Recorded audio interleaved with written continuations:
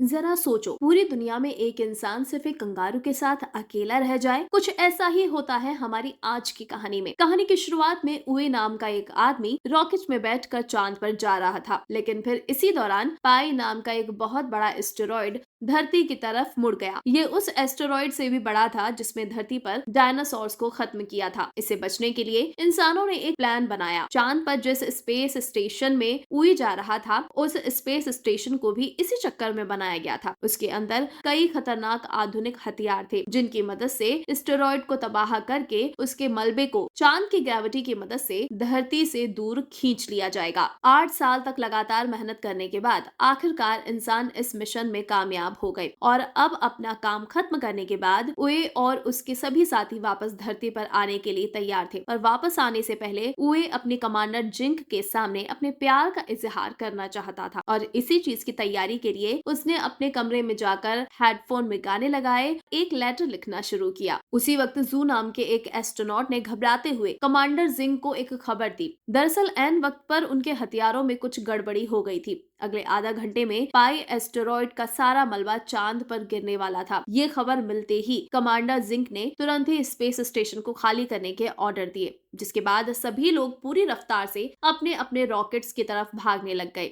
लेकिन वही उई अभी भी अपने लव लेटर लिखने में लगा हुआ था, और कानों में लगे हेडफोन की वजह से उसे कोई वार्निंग अलार्म भी सुनाई नहीं दे रहा था। कहानी में आगे बढ़ने से पहले आप हमारे चैनल को सब्सक्राइब करें और ज्यादा से ज्यादा शेयर करें।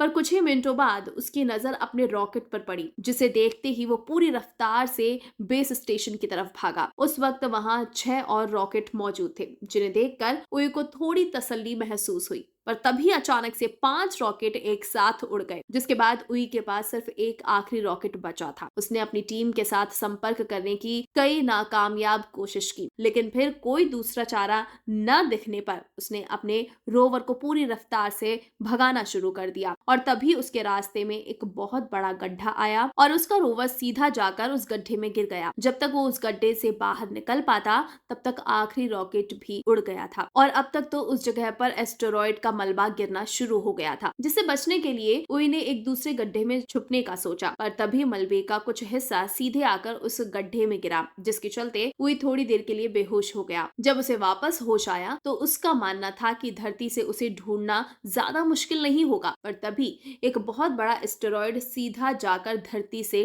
टकरा गया, जिस वजह से पूरी धरती तबाह हो गई। अगले 6 महीने तक उई लगातार धरती पर संपर्क करने की कोशिश में लगा रहा, और तब भी कामयाबी न मिलने पर उसने अपनी किस्मत को ही अपना लिया। खुशकिस्मती से उसके पास अपनी बची हुई जिंदगी बिताने के लिए खाना और पानी काफी मौजूद था। सभी शहीद हुए लोगों को श्रद्धांजलि देने के लिए उई ने अपनी सारी मनोकामनाएं पूरी करने का फैसला किया, जिसमें सबसे पहले नंबर पर कमांडर जिंक के कमरे में कुछ समय बिताना था, पर उसे जिंक के कमरे का पासवर्ड पता नहीं था। वहीं उसकी दूसरी ख्वाहिश थी कि चांद की सतह पर सर्फिंग करना। शुरुआत में तो वो बहुत बुरी तरह से गिरता है, पर कई दिनों तक लगातार कोशिश करने के बाद वो सर्फिंग करने में कामयाब हो जाता है। लेकिन अब भी उसे जिंक के कमरे का पासवर्ड नहीं मिलता, तो गुस्से में आकर उसने उस दरवाजे को ही उड़ा दिया, जिसके बाद उसने जिंक की तस्वीर के साथ डेट पर जाने का फैसला किया। इस दौरान उससे गलती से जिंक के चेहरे पर केचप गिर गया, और इसी मौके का फायदा उठाते हुए उसने जिंक की तस्वीर को किस कर लिया। पर वो इस बात से अनजान था कि उस वक्त स्पेस स्टेशन की पूरी टीम उसे अपने हेडक्वार्टर में देख रही थी, और उसकी ये हरकत देखकर सभी लोगों ने अपना मुंह मोड़ लिया। वहीं दूसरी तरफ जिंक ये देखकर पूरी तरह से हैरान थी, पर नेटवर्क बिगड़ने की वजह से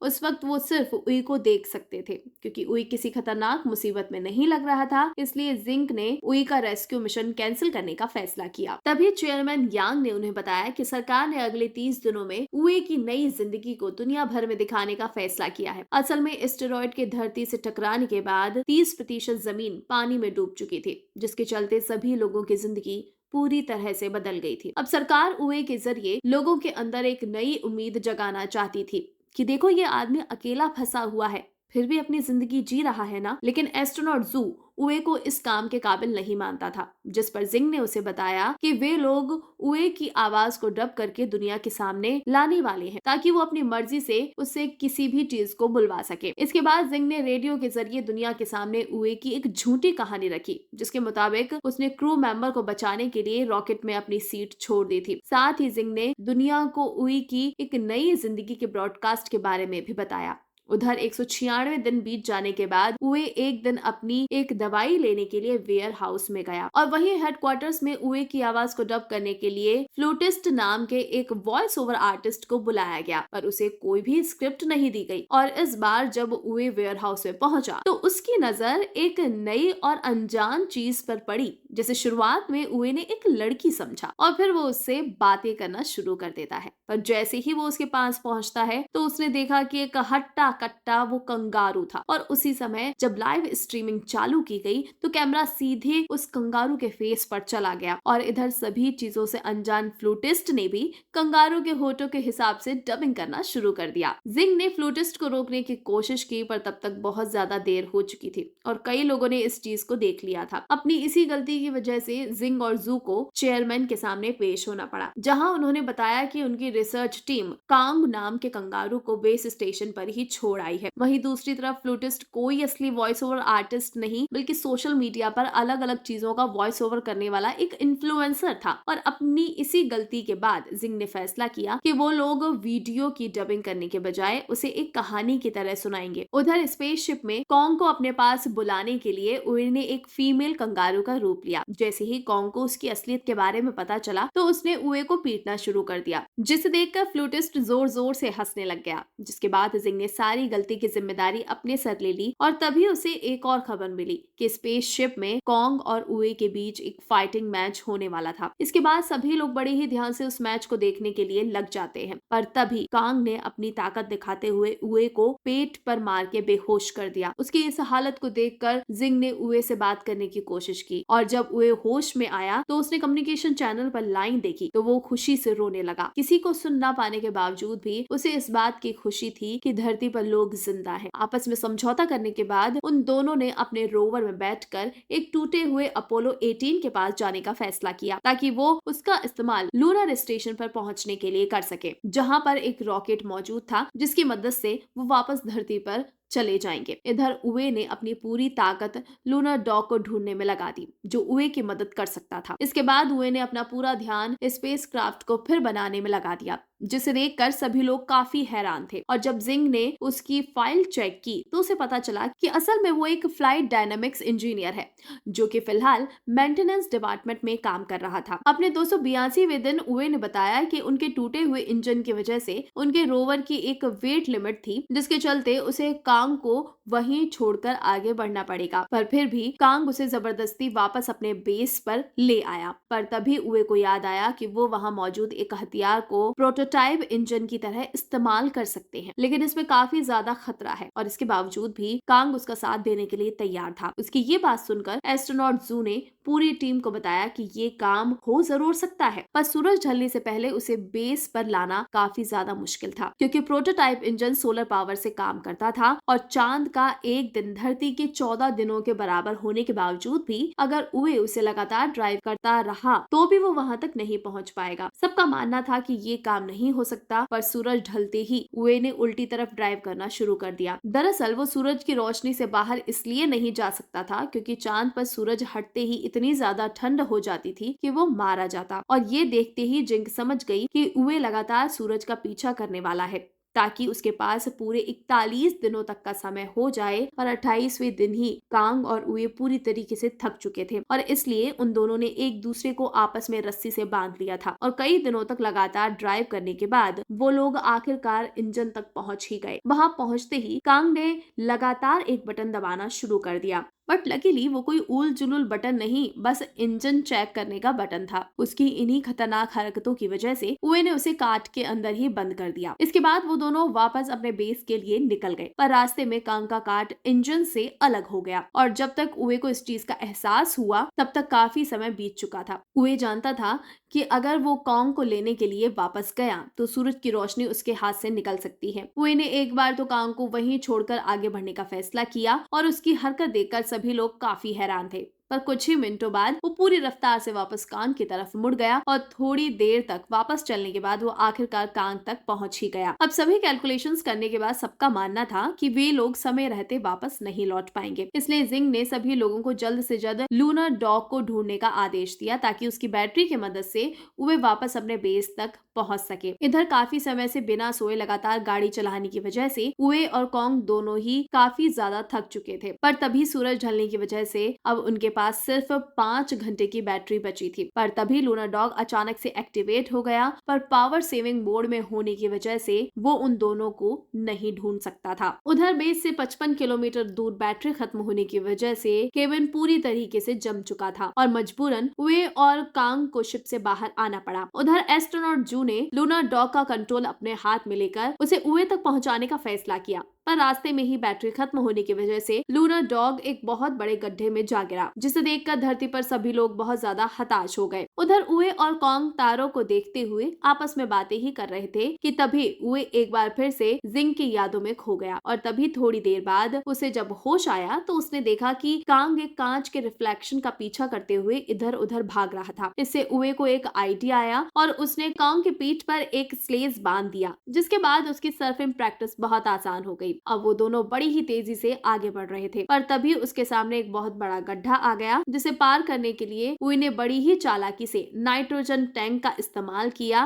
उसकी ये कामयाबी देखकर धरती पर सभी लोग बहुत ज्यादा खुश थे और अब उन सभी में एक नई उम्मीद जाग गई थी। दूसरी तरफ अपनी बहादुरी की वजह से उए को धरती पर कई सम्मान मिले। उन्हें लेने के लिए चेयरमैन खुद जाया करते थे। तभी सिंह ने चेयरमैन को बताया कि आने वाले 3 महीनों में कम्युनिकेशन लाइन ठीक होने वाली है, जिसके बाद वो लोग उए से संपर्क कर सकते हैं। धीरे धीरे चीजें वापस से ठीक होने लगी थी, पर ये कोई नहीं जानता था कि पाई एस्टेरॉयड का एक बहुत बड़ा हिस्सा अभी भी खतरा बनकर उन सभी का इंतजार कर रहा था। उधर उए और कॉन्ग आपस में मिलकर खेल ही रहे थे, तभी कॉन्ग ने गलती से कुछ तारों को छू दिया, जिसके बाद उए को स्क्रीन पर पिछली बार की तरह कुछ सिग्नल्स दिखाई दिए। ये देखकर अब उए को लग रहा था कि शायद धरती पर कोई जिंदा नहीं बचा है और शायद पहले भी कांग ने इसी तरह से तारों से कुछ छेड़खानी कर दी थी और तभी वो सिग्नल आए थे। ये देखकर उए काफी उदास हो जाता है और उधर जिंग ने अपनी पूरी ताकत से कम्युनिकेशन लाइन ठीक करने का काम शुरू करवा दिया। कुछ दिनों बाद उए ने कांग के लिए एक महिला कंगारू का खिलौना तैयार किया और खुद सब खत्म करने के लिए शिप से बाहर चला गया। अब उए बहुत हताश हो गया था, इसलिए जिंग ने पूरी दुनिया को बताया कि असल में उए क्या महसूस कर रहा है। साथ ही उसने सभी लोगों से मदद मांगते हुए कहा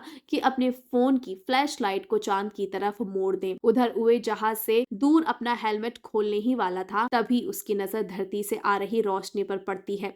ये देखते ही वो अपने घुटनों के बल बैठकर रोने लग गया। थोड़ी देर बाद बेस पर वापस जाकर उए ने कम्युनिकेशन बटन ऑन किया तो वो आखिरकार अपने सभी साथियों को सुन पा रहा था। उन्होंने उसे धरती पर चल रही उसकी लाइव स्ट्रीमिंग के बारे में बताया। इसके बावजूद भी उए कुछ नहीं बोल रहा था, इसलिए सभी लोगों ने जिंग को उसके सामने खड़ा कर दिया, जिसके हेलो बोलते ही वो काफी खुश हो गया। अगले कुछ दिनों तक सभी इंजीनियर्स ने उए को उसका स्पेस क्राफ्ट सही करने में मदद की, लेकिन खुश तो वो सिर्फ जिंग को देखने के बाद ही होता था। आखिरकार स्पेस क्राफ्ट तैयार होने के बाद एक रात उए को जिंग से अकेले बात करने का मौका मिल गया, जिस दौरान उसने उए को बताया कि उसने मेंटेनेंस डिपार्टमेंट सिर्फ और सिर्फ उसी की वजह से ज्वाइन किया था। असल में वो पहले इस डिपार्टमेंट में काम करने के लिए तैयार नहीं था, पर तभी उसकी नजर पास से गुजर रही जिंग पर पड़ी और जिंग को देखते ही उसे प्यार हो गया। अब उसने सोच लिया था कि भाई चांद पे तो मैं जाकर रहूंगा, इस बंदी के साथ रहना है। जिसके बाद वो मेंटेनेंस डिपार्टमेंट में छोटा सा काम करने को भी तैयार हो जाता है। उसकी ये बात सुनकर जिंग ने भी उसे बताया कि उस दिन रॉकेट में बैठते वक्त उसने उए को भागते हुए देख लिया था, लेकिन अफसोस वो उस वक्त उसका इंतजार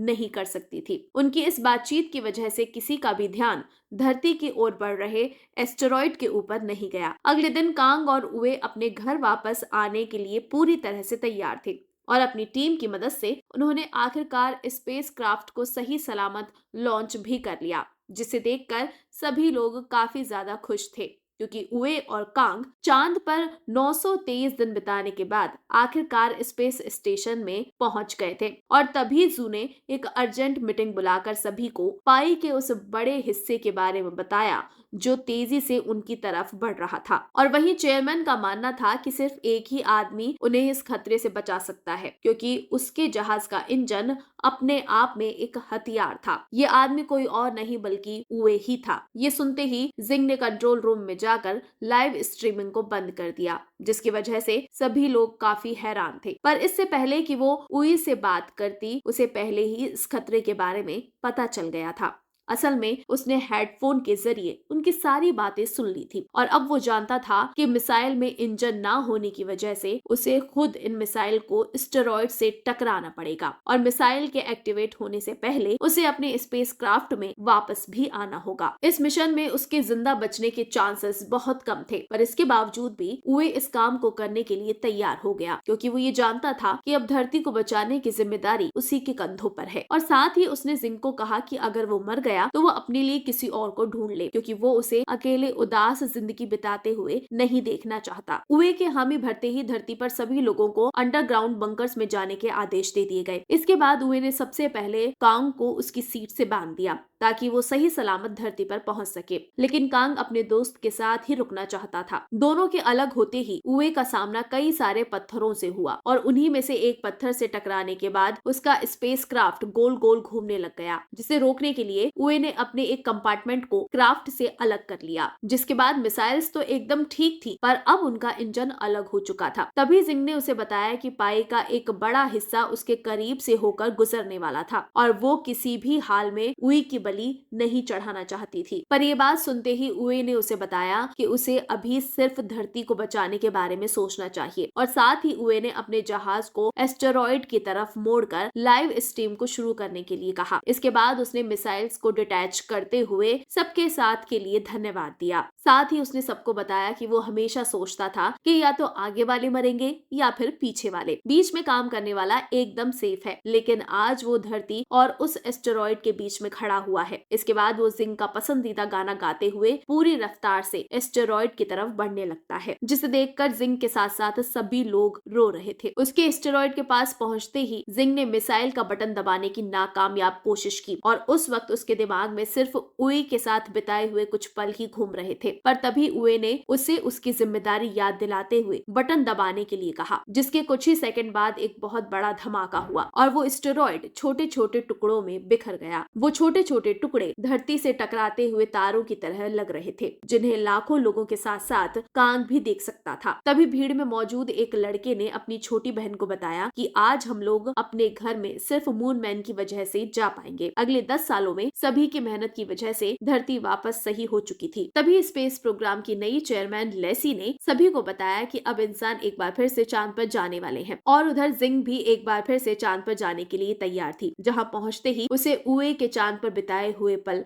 दिखाई दे रहे थे, जिन्हें देखते हुए उसकी आंखों में खुशी के आंसू थे। इसके बाद अपने एक साथी के साथ धरती को देखते हुए उसने बताया कि 10 साल पहले फटे हुए स्टेरॉइड का मलबा आज धरती के चारों तरफ एक रिंग की तरह घूम रहा था, जो उन्हें हमेशा मून मैन की याद दिलाता रहेगा। अगर आपको भी मौका मिले तो क्या आप कभी पृथ्वी से बाहर जाना चाहेंगे? अपने ओपिनियंस हमें कमेंट में जरूर बताइएगा और इसी तरह के इंटरेस्टिंग मूवीज की एक्सप्लेनेशन देखने के लिए हमारे चैनल को जरूर सब्सक्राइब करें। तो अगली बार मिलते हैं एक नए वीडियो के साथ, तब तक के लिए गुड बाय।